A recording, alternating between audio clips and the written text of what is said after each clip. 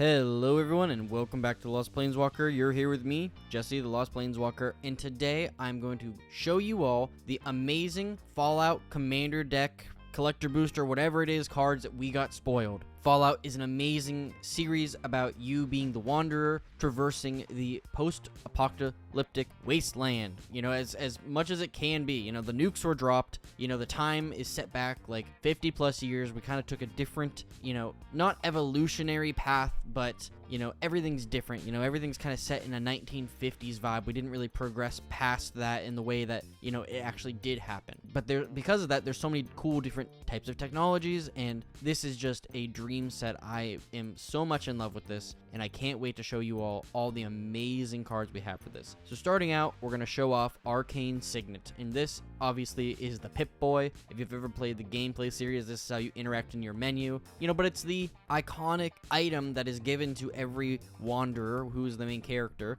to do all your stuff, and it makes perfect sense that this is Arcane Signet, and I love it so much. But moving on, we have Crucible of Worlds, which is a super cool card. You may play lands from your graveyard. It's a lot of combo wins in some decks, but it's also on the cover of it. I didn't realize this until I started watching some stuff. The GEC, the Garden of Eden Creation Kit.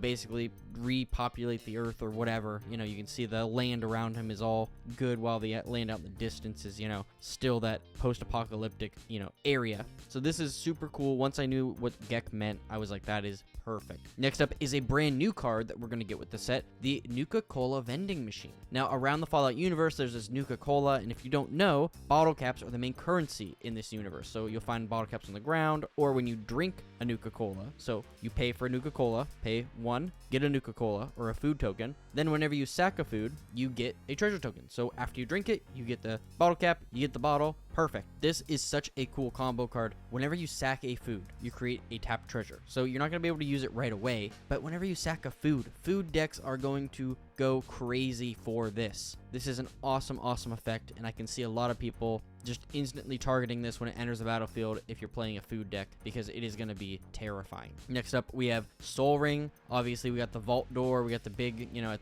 every game you start in the vault, and that big old gear moves out of the way and lets you enter the world. So I think this is key for Soul Ring. I think that was a great call. And next up, we have Command Tower. Obviously, in the new Fallout 76, you kind of can build your own, tower or whatever. You have your base that you can build, and this is excellent. I mean, obviously, there's other bases built by other Wastelanders and who knows what's out there, but this is so cool. So we have Wasteland, because obviously you can't have about a post-nuclear, wasteland and not have Wasteland in this set. So this is very cool. So let's talk about the 4 commander decks we're going to be having. We're going to have 4 commanders. We're going to have Caesar, Legion's Emperor, Dogmeat, Ever Loyal, Dr. Madison Lee, and the Wise Mothman. All 4 of these are cool. They kind of represent different points in the Fallout universe, and I'm going to walk through those best of my knowledge, but kind of talk about the cards in the process. So first off, Caesar, Legion's Emperor, 1 red, white, and a black legendary creature human soldier. Whenever you attack, you may sack another creature. When you do, choose 2. Create 2 1/1 red and white soldier creature tokens with haste that are tapped and attacking. You draw a card and lose a life, and Caesar, Legion's Emperor, deals damage equal to the number of creature tokens you control to target opponent. Very cool Mardu commander. Caesar, I think, is very cool. Notably, you don't have to attack with Caesar. You just have to attack to get those,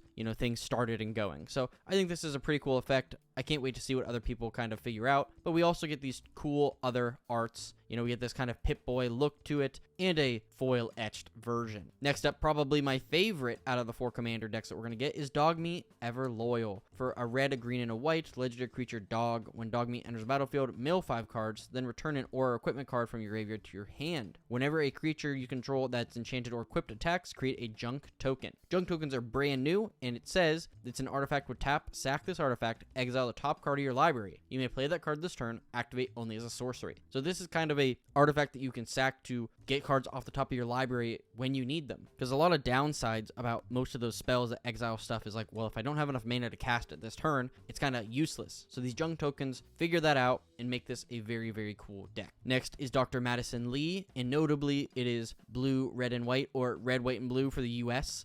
I don't know as much. I know this comes out from Fallout New Vegas, but it deals with energy. Legendary creature, human scientist, and you get energy. So whenever you cast an artifact spell, you get an energy. Pay 1, tap, pay an energy, Target creature gets +1/+0 and gains trample and haste until end of turn. Tap, pay 3 energy, draw a card. Tap, pay 5 energy, return target artifact card from your graveyard to the battlefield tapped. That ability seems really good, and it seems like if you can figure out some cool strategies to get the artifacts back, you're going to be able to do very, very well for yourself. And lastly, I know that this is from the new Fallout 76, and we have the Wise Mothman, an insect mutant for 1 black, green, blue. It has flying, and whenever the Wise Mothman enters the battlefield or attacks, each player gets a rad counter. So rad, or radiation, is you have to deal with it in the game. Maybe go into an area where there's still a lot of radiation. You know, you're going to gain this radiation poisoning, and it's going to stay on you until you can clear it. So how radiation counters work is, at the beginning of your pre-combat main phase, if you have any rad counters, mill that many cards. For each non-land card milled this way, you lose 1 life and a rad counter. So this works perfectly, tying into the Wise Mothman's second ability. Whenever 1 or more non-land cards are milled, put a +1/+1 counter on each of up to X target creatures, where X is the number of non-land cards milled this way. This is a very cool effect. I'm sure this deck is going to have a lot of ways to give your opponents radiation, and I can't wait to see that because it just seems like such a cool mechanic. But next up here, we have our first main set card, I guess, other than these commanders, which is Idolized. For 1 and a white, enchantment aura, enchant creature. Enchanted creature has, whenever this creature attacks alone, it gets +X/+X until end of turn, where X is the number of non-land permanents you control. This seems incredible. It just counts the number of non-land permanents. That's everything on your battlefield, basically. I don't know what deck this is going to go in particularly. I'm thinking the dog meat deck probably, but that's just such a great aura enchantment. Next up, we have Rad Storm, probably one of my favorite cards, and it just is so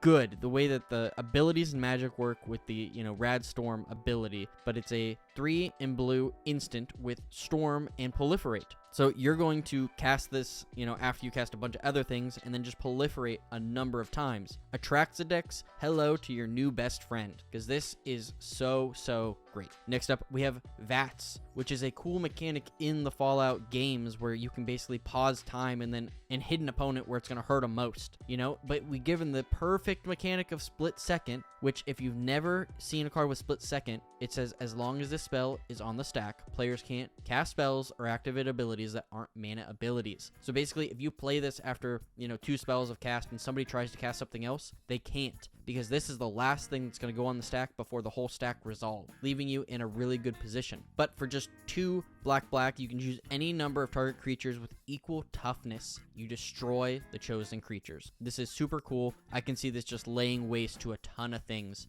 because you get to choose the target creatures. So very cool. And of course, one of the most iconic creatures in the Fallout universe is a Deathclaw. And we have the Alpha Deathclaw for 4, a black and a green. Creature lizard mutant with menace and trample. When Alpha Deathclaw enters the battlefield or becomes monstrous, destroy target permanent. So for 7 mana, you can do Monstrosity 4, which puts 4 +1/+1 counters on it if it isn't monstrous. So first off, for 6 mana, you get a menace trample creature that when it enters, you destroy something that's also a 6/6. It's a little bit of an investment, but you get to destroy target permanent, which is pretty good. Then, for another 7 mana, it becomes a 10/10 menace trample. You destroy another permanent. It seems good. I think this would have to be a late game thing when you really don't have anything else going on, but this is definitely a huge threat that can help you win the game. Next up, we have Over Encumbered. Obviously, in this game, you collect a bunch of stuff, you pick up stuff, and you become over encumbered. So for 1 and a white, you get an enchantment aura, enchant opponent. Very cool enchantment. When Over Encumbered enters a battlefield, enchant opponent creates a clue of food in a junk token. At the beginning of combat on enchanted player's turn, that player may pay 1 for each artifact they control. If they don't, creatures can't attack this combat. So basically, you're forcing them to collect a bunch of stuff, and they can't attack you. This is especially good if you're playing against a deck that cares about artifacts or artifact tokens, making it so they either have to sack all those, or they can't attack you. So this is a cool ability. This is a cool card. It's definitely going to leave some people kind of, I don't know what to do now. You stop me from attacking you. So this is a cool effect. Next up, we have Feral Ghoul for 2 and a black, creature zombie mutant with menace. Whenever another creature you control dies, put a +1/+1 counter on Feral Ghoul. Ghoul. When Feral Ghoul dies, each opponent gets a number of rad counters equal to its power. Wow, this isn't whenever one or more creatures, it's whenever another creature you control dies. So if you're playing an aristocrat deck, you can build this up huge, maybe 10, 12, who knows, maybe more, and they gotta mill that many cards and just take that damage. So this is an awesome card. I can see this being played outside of these decks for sure. And next up we have Mr. House, President and CEO. I know this is also a new Vegas card, but for Mardu, a red, white, and a black, you get a legendary artifact creature human. Whenever you roll a 4 or higher, create a 3/3 colorless robot artifact creature token. If you rolled 6 or higher, instead create that token and a treasure token. Then for 4, tap, roll a 6-sided die plus an additional 6-sided die for each mana from treasure spent to activate this ability. Well, this is a super cool effect, and this is a super cool card. So let me talk about it a little bit. It just says 6 or higher, right? That's what we're going to focus on here because we want to hit that 6 or higher. Well, how do we do that? All of the D&D cards care about you rolling a D20. Now remember, this doesn't say you roll a D6. This just says if you roll a 6 or higher. So all of those Boulder Gate and Adventure in the Forgotten Realm cards that have you roll a D20 are the core and shell of this deck and are going to make it so overpowered. And this is a good time to cut in and say, if you're interested in checking out, stuff like this, please stay subscribed. I already have this deck built, recorded, and I'm going to edit it up along with Dogmeat and hopefully post them right after this video comes out. So if you're interested in seeing how this deck is made, stick around, watch the rest of this, and subscribe to my channel. I am super excited to make a whole bunch of decks around this because we have already gotten so many just really cool cards. So now moving on, we have Rex Cyberhound. For 1, a white and a blue, legendary artifact creature, robot dog. Wow, that's a lot there. Whenever Rex Cyberhound deals combat damage to a player, they mill 2 cards and you get 2 energy. Pay 2 energy, choose target creature card in a graveyard, exile it with a brain counter on it. Activate only as a sorcery. Rex has all activated abilities of all cards in exile with brain counters on them. I'm not sure how this card works out right away, but this is a really cool effect, and I would love to see more of the blue and white,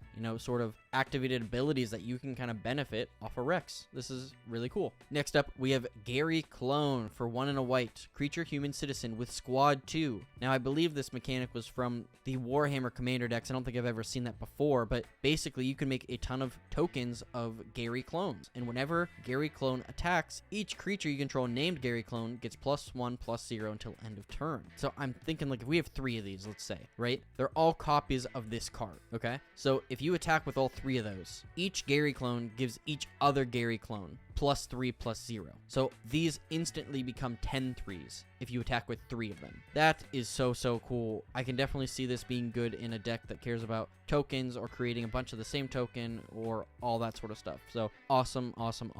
And next up we have Vault 101 Birthday Party. For 4 mana, first saga, create a 1/1 white human soldier creature token with a food token. Then for the second saga, you may put an aura or equipment card from your hand into the graveyard onto the battlefield. If it's an equipment, it is put onto the battlefield this way. You may attach it to a creature you control. So if somebody destroyed your best aura or equipment, just get it right back. Or if it's in your hand, just play it and equip it for free. That is cheating so much mana, and the fact that you get to do this twice is just incredible. Vault 101 Birthday Party is going to be a card I know all aura or enchantment or whatever players are going to be just grabbing copies of. So this is probably going to get a little pricey at the beginning. So next up, we have Intelligence Bobblehead. For 3 mana, artifact Bobblehead. You can tap it to add 1 mana of any color, which is really great. And then also 5 tap, draw X cards where X is the number of bobbleheads you control. So these are kind of collectibles in the Fallout universe, and I think they help you stat-wise when you find them. Like, you get a little boost, so you get like a boost to intelligence. And I'm not sure if they're going to do all 20 of the bobbleheads here, but I know that at least the special, which is all like your stats, what you pour your points into and whatnot at the beginning of the game, your special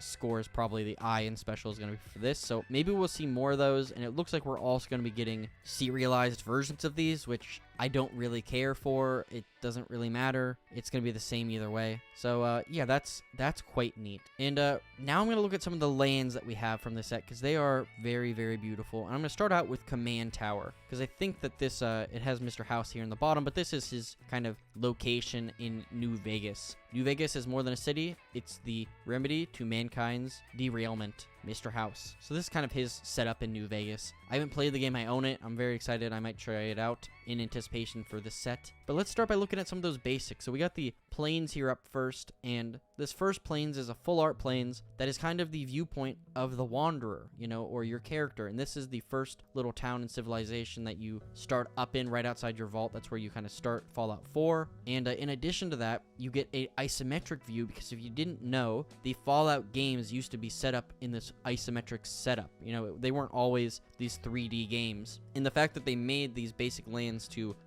add these isometric is just incredible. You know, from a engineering standpoint, which I am, this is just so much fun. I love this isometric view. I love like the top-down view that it gives, you know, and I wish maybe they made a Fallout game in this cool new view today. But next up we have an island, that same sort of thing. You got the Wanderer here, you got Dogmeat right next to them, and you also got another isometric view with this island. Very, very pretty. Two different scenes here. We kind of got this island, and I think I've been here in Fallout, but I can't remember it. And then you kind of get this like little mountain hideout in the isometric view. And then next up for a swamp, I mean, obviously this is exactly what you expect, you know, a swamp that is just filled with radioactivity. You can see they're wearing like a suit to protect them. Poor Dogmeat isn't, though, and you get this other cool isometric look. And then we come back, you got some power armor when we're going to the mountains. Another cool look, another cool isometric view with maybe these like train tracks or something there. Okay, that's kind of fun. And lastly, we have a forest again, kind of a fun little look. You know, this big tree. Maybe this is another scene in Fallout 4. I haven't been here, so I didn't know, but